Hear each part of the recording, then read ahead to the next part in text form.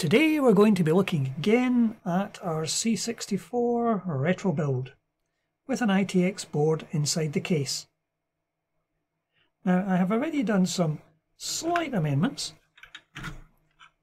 We have mounted a small side bracket onto the side of where the SATA hard disk is, and today we're going to mount one of these, which is a small MSata 512GB SSD. We're going to mount it inside a converter because this particular ITX board does not have an onboard slot into which we can plug the MSata card.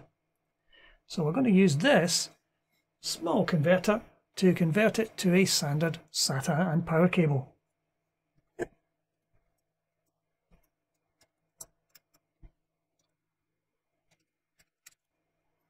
There you go, it's ready to be plugged in. Now the other thing I want to do is to reboot some of this cabling to make it a little bit tidier. The supplied fan with the case has a very short cable, which involves dragging it over the top of the CPU. So I'm going to use a 3-pin extension cable to get around that problem. Here we have our Casa 3 to 4-pin extension cable. And we will slot this into place. And this will allow us a little more room to actually run our cables.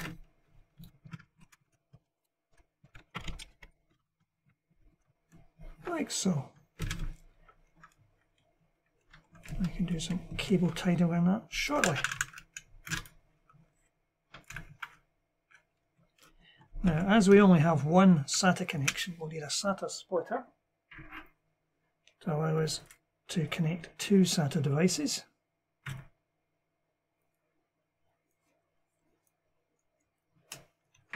Like so, and we can use this extra room at the bottom of the case to route our cables.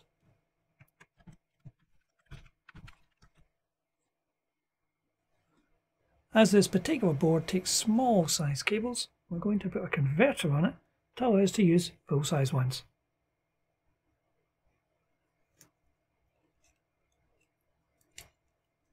Like so.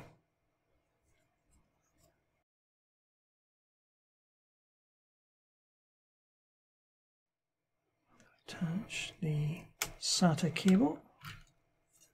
This can be mounted in here. Like so. Okay. Now that should allow us to plug this into here. Like so. And we can pull that over to here. And we'll use some cable ties on this.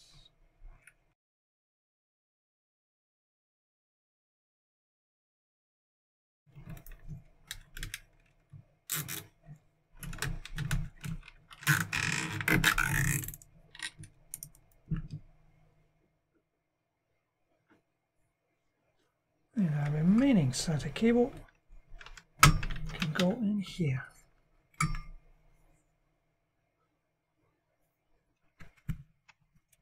Right.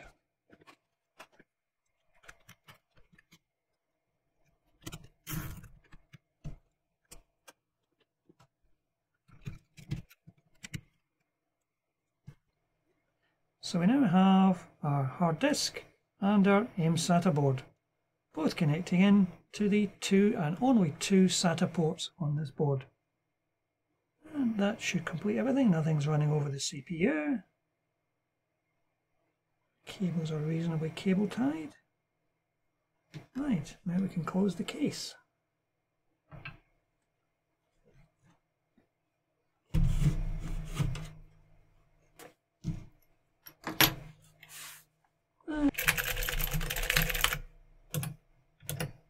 We now have the ITX motherboard inside the case and all hooked up with its SSD. We're now going to power it up for the first time.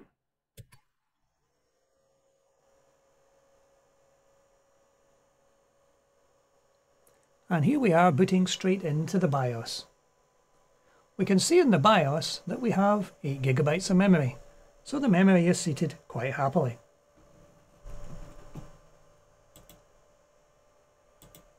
We can see in our storage it's showing the SSD, which is a 512 GB.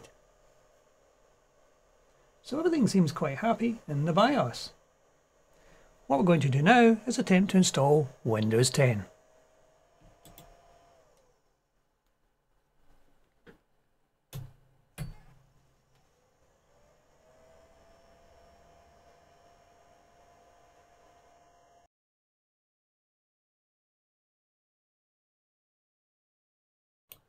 I'm going to speed through the installation of Windows, which, while necessary to do this, it does take some time to do. And here we are now installed in Windows 10.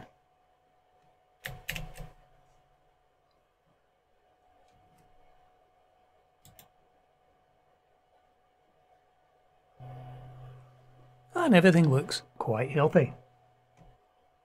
So as far as the keyboard on our My64 is concerned, we have a number of dedicated buttons. We have an internet button, which when pressed should launch the default browser.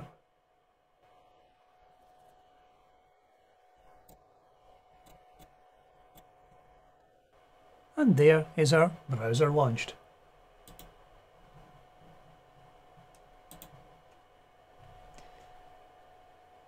The email button will launch your default email client.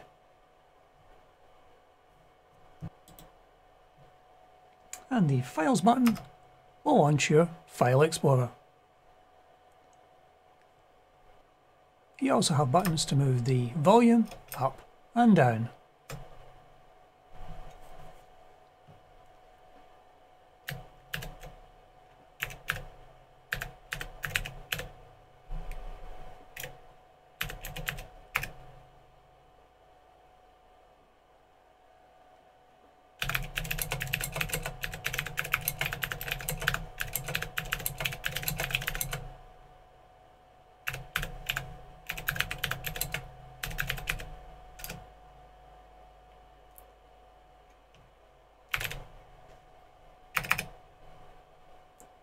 The keyboard is Cherry MX Blue switches and functions very well.